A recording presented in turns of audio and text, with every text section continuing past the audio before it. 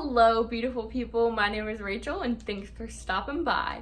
I know I haven't seen you in a long time, but I'm back and I'm filming. It's still gonna be videos at very random times. I cannot commit to a schedule right now because I'm running a business and my business is really keeping me super busy. I work 6 days a week and I'm working usually over 12 hours each day.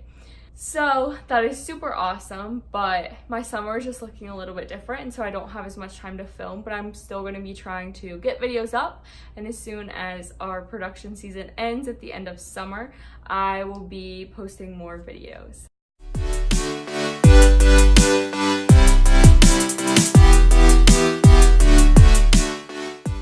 So for today's video, I know I say this every single time, but I'm so excited.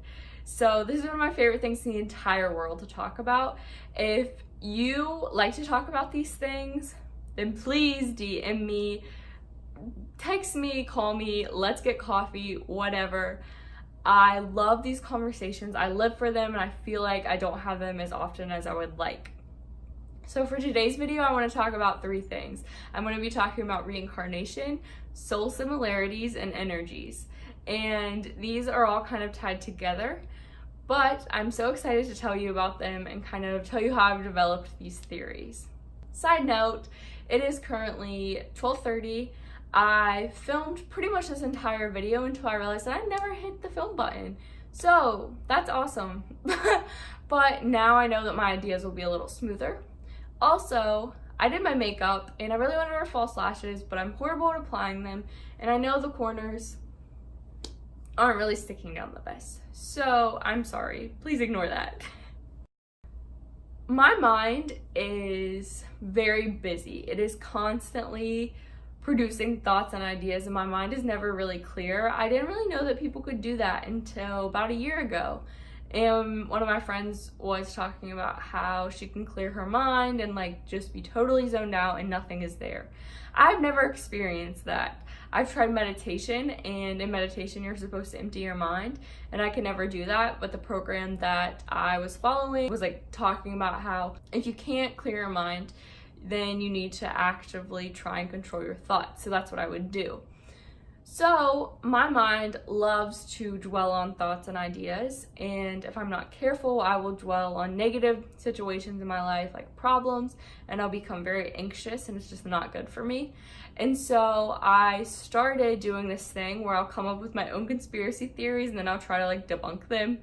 And just this really fun cycle to kind of build on these different ideas and make them my own and just kind of have fun with it and be producing cool things that I can talk about instead of becoming really stressed and really anxious because I'm dwelling on a situation that I have no control over or that has upset me. So instead I put my energy into something that is pretty cool, I think, in my opinion.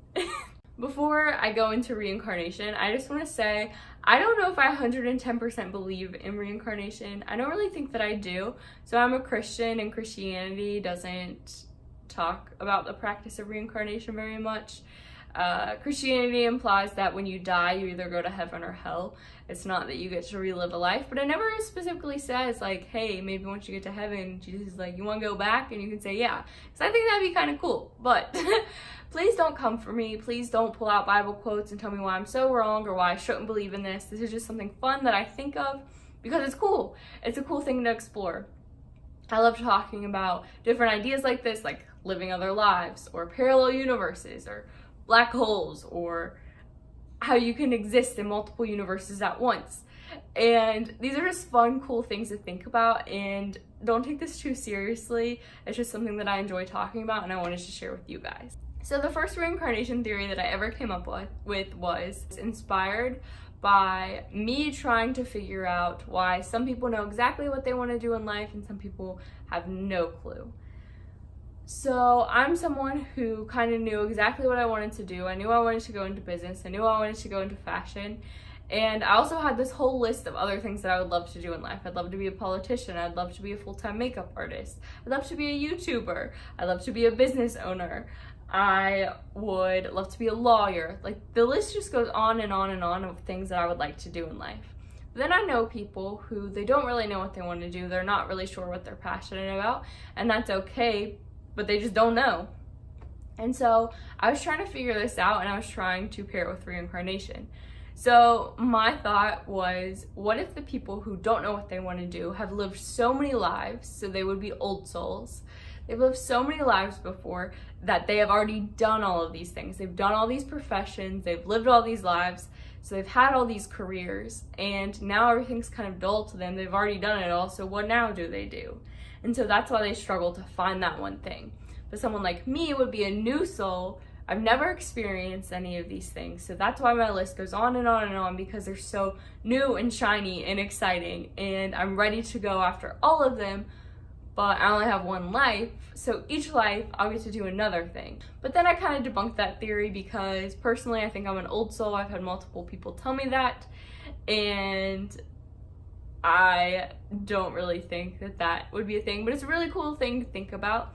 Or I was like, maybe people who struggle to find something have never done anything before, so they're kind of timid to actually pick it because they don't know what they're passionate about. But someone like me, who has this whole list of things, has tried out all these things, and so now I know what I want to do. Like, I know I love these things, because like I know I don't want to be a doctor. So maybe in my past life I was a doctor and I had a horrible experience, or I hated it. So now in this life, I know I don't want to do that. So it's just really cool to kind of like flip these ideas and see which one that I think works a little more. It's just really cool. The next theory has to do with love and soulmates and all of those things. And I do not believe in soulmates. I believe in something that I call soul similarities, and we'll talk about that next. But I don't particularly love this theory, even though I came up with it. Because I do not think that human soul purpose is to fall in love. I think that love and being in a relationship, being married, whatever, being with someone is an added bonus, but I don't think that I was put on earth to specifically fall in love. I think I was built for a lot of other reasons, and I have a lot of purpose in other things. And like, I want to fall in love, I want to be married one day, but I don't think that that's what I was meant to do. But this theory kind of makes it seem as if my sole purpose was to find the person that I'm supposed to be in love with. And this goes off the idea of soulmates, and like I said, don't believe in those, because technically a soulmate is someone who at the beginning of time there was one soul and it was split and it was put into two bodies, and your soulmate was that split soul. So you're one half, they're one half, and you're supposed to become one again. And I don't like the idea of that. I think that I'm a whole person. I think that I'm a whole soul, and I don't think that there's another half of me floating around somewhere out there. But it's a cute idea. But so this reincarnation theory is that each life you live, you get a little closer to ending up with that soulmate. So maybe in one of your lives you never meet your soulmate, and that's the life where you live and you never end up getting married, you never end up falling in love, you just kind of live it alone. And being alone is not bad, and I think that we have this idea that being alone means something is wrong with you, and it does not. I know many amazing people who have all these awesome characteristics, and they're such wholesome people, and they've never been married, they're living their lives alone, and they're fine with it.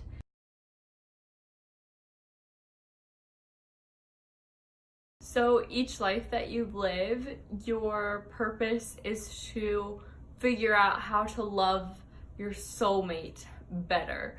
So each life you have to like work through things, and it doesn't always work out. You don't always end up with them, but the final goal is that you do end up being with them. So you know how sometimes people will be in really serious relationships or even be married, and then it will end and something just went wrong, but you think you're supposed to spend your entire life with this person, but it just doesn't happen. Well, that person would be your soulmate, but you just didn't know how to love them right. So then in the next life you avoid that, and maybe something else comes up, but then each life you learn a little bit more, and you learn how to love that person, and you learn how to treat them right. how to give them what they deserve. So in your final life, you two actually end up being together. And that was the reason that you kept living all these lives. And I also think that, you know, sometimes we know, like I know people who are so awesome, so wholesome, and they're alone in life. And that was just the cycle of one of their lives, to be alone, because I do truly believe that you need to know how to be alone before you can really love someone the way that they deserve to be loved. Because when you're alone and you take that time to love yourself, you can really put your energy into loving them the way that they deserve. Because I think that when you don't fully love yourself, you're splitting your energy in between loving that person and also trying to work on yourself. But if you've already dealt with that, then you can love them with everything instead of splitting it. So as I mentioned, I do not believe in soulmates, but I believe in something that I kind of came up with called soul similarities. And I'm not sure if it is an idea that I sort of stole from somewhere and like I think is my own. I'm sure that I know that I took ideas from other things, but I kind of developed this on my own. I might have read it and like forgotten and then been like, oh, I thought of this on my own. You know how people do that sometimes? So I think that all souls have this core value. There's something at the center of it. This stays the same in every life if reincarnation is a thing. But from the beginning of time to the end of the time of this soul, it is always the same. It is the center of the soul. It is what everything stems from. And I think that there are different souls with different types of centers. And so some of these souls that are alike, so not everything about the center is the same, but it has all of these different traits and values, and they are very alike. So these similarities can mesh. And so that would be what you would be seeing as your soulmate, but instead your soul similarity. And so I believe in this more because we've all seen, you know, people be married and so happily in love, and then their spouse dies. And then later in life, they fall in love again, they get remarried, they're really happy. And it's like, well, if one of these people was their soulmate, then like, why are they in love twice? And so I think that the soul similarities makes a little bit more sense because you can fall in love multiple times, and it's just because you could relate to that person on this different level. And I think that soulmates kind of take away from you being able to be in love multiple times. And I know that some people see soulmates as that's who you end up with, but I see it in a little bit of a different light. So the tricky thing about soul similarities is that obviously there are souls that you can't mesh with, that you're not going to end up with, and then there are ones that you can. And the hard part is figuring that out because it's such a deep-rooted thing that's not always displayed right off the bat. So a lot of times, you know, you do this by picking up on people's energies, but I think the energies don't always represent the soul the way that it should, because a long time ago, okay, not a long time ago, whatever, several years ago when I was younger, I was in a pretty bad place mentally, and my energy I know was horrible. When I talk about energies, I mean this feeling. It's not just like actions and like what you do and how you do it. It's literally a thing that you can feel. I like meet people and there is a feeling, and I'm very good at pinpointing whether someone's going to be a bad person or a good person. That's a whole other video I want to do, is talking about like, are there really good people and are there really bad people? Like, is that a whole thing or is it fractional? But we're not going to get into that. But so these energies, so if I would have met that past me with the present me, our energies would have clashed so much. And obviously I'm the same person, so my soul values are the same. Like, my soul has not changed. And it's like, if someone has a bad energy, but maybe they have a similar soul to you, so how do you figure that out? And I think sometimes that's why people will be in a relationship and it's like going well, but then it ends and then they're apart for years and then they get back together. Maybe it's because that person's energy had to shift so that the two energies could go together and then their souls could go together. Does that make sense? I hope it does. because it makes a lot of sense in my head. But these energies are literally something you can feel. It's something that people elude. And I read this thread on Twitter that talks about how when you get sick, your body fights off the illness, the sickness, disease, the whatever. It goes into this defense mode to try to get rid of that. And it does the same thing when you are surrounding yourself with people who have different energies than you. So when their energies do not go with yours, your body tries to fight that off by making your anxiety worse, by doing all of these things to you so that you can kind of recognize that and get rid of these people who are toxic to you. And I have experienced that firsthand. I have let people into my life who I loved their company. I loved the time we spent together. I loved talking to them. But at the end of the day, our energies did not match. They had a bad energy and it did not go with mine.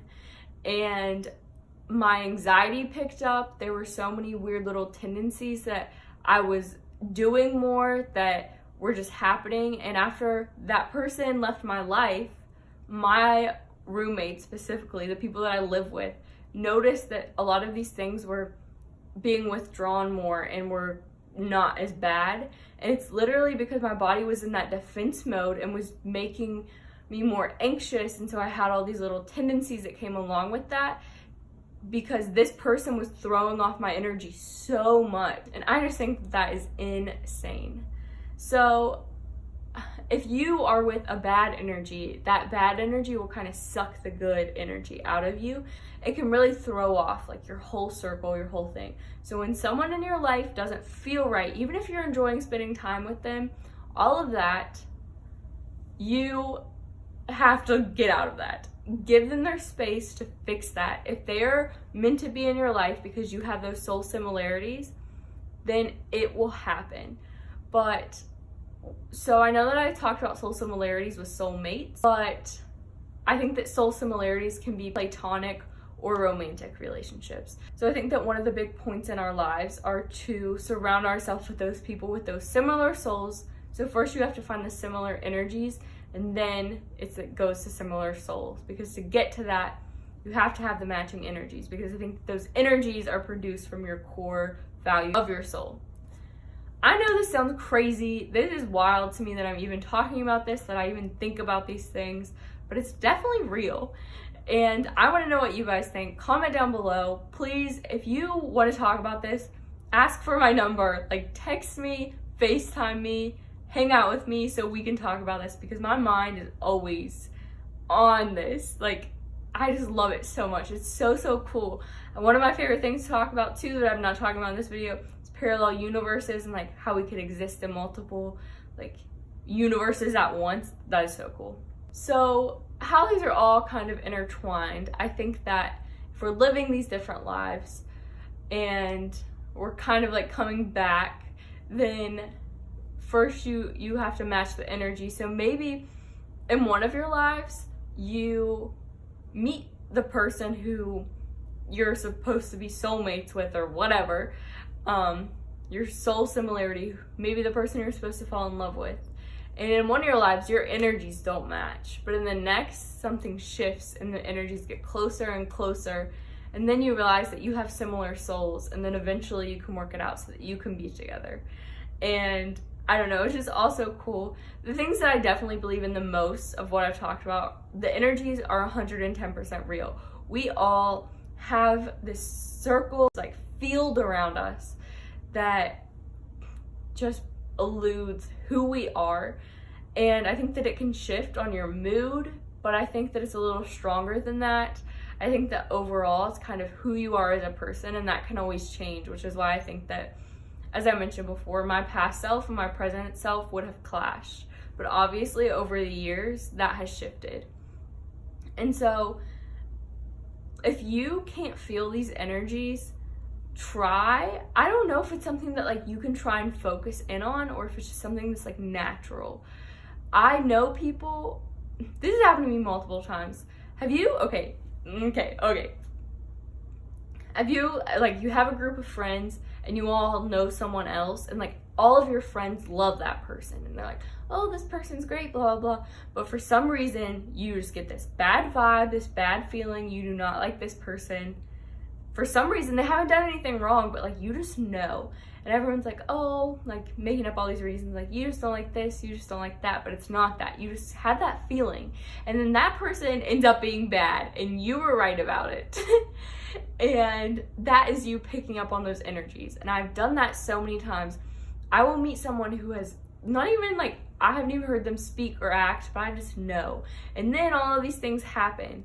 And it's because you picked up on that energy. And I don't know what it is. I don't know why I feel these things so strongly, but I do. And sometimes my head does get a little bit clouded. And I know, especially whenever it's a boy that I'm interested in, that I'm involved with, and I get so distracted by all of the little cute things and me just like wanting to be with them and wanting all of this. And deep down, I know that their energy isn't matching mine and that it's not where it should be. And it ends up blowing up in my face. But energies and soul similarities are so tricky, but they're so fun to think about. And I hope you guys have enjoyed me talking about all of these crazy things. This is what my mind is usually producing. And if you ever see me deep in thought, this is probably what I'm thinking about. If you ever see me just like strolling down the street, probably what I'm thinking about. Probably trying to develop more reincarnation theories. I have a bunch of them. I honestly couldn't think of all of them right now, but if I think of them and you guys want to see more videos on this, I would love to do it. I hope you enjoyed this video. If you did, give it a big thumbs up and don't forget to hit that red subscribe button while you're doing that. Also, leave me a comment down below what you would like to see in the future, what your thoughts were on this. Did it make any sense at all? Because I have repeated myself a million times. I've refilmed this a million times because my phone keeps shutting off for whatever reason. But I really wanted to film this video. I really wanted to get it done. And so I kept pushing, and hopefully we have some good content to post. Thank you so much for being here. Thank you guys for being patient for videos, and hopefully I can start uploading on a more regular basis. Once again, thank you so much for being here and for all of your love and support, and I'll see you next time. Bye. God bless America. And it can really throw off your whole aurora. Is that a word? I don't know. My nose is running. Better go catch it. Okay.